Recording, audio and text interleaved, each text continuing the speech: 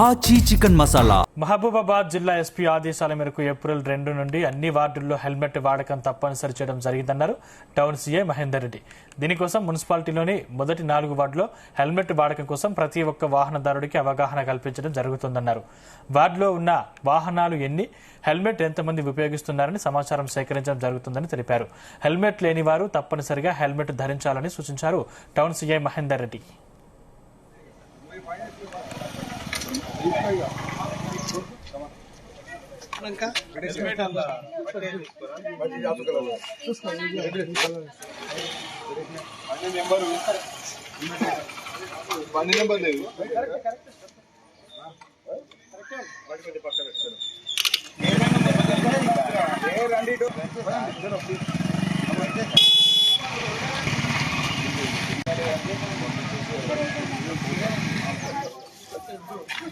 అందరికీ నమస్కారం.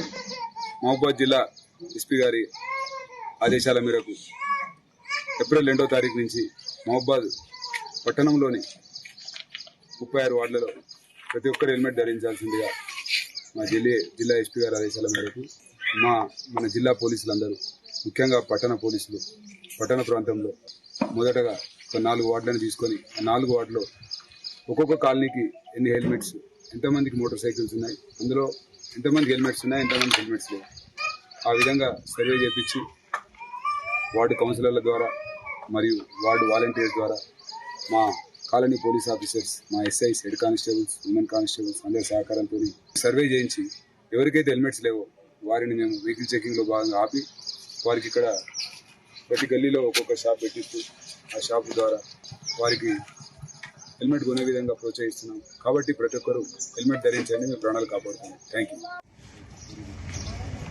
నరసింహారెడ్డి గారికి మన ఖాళీ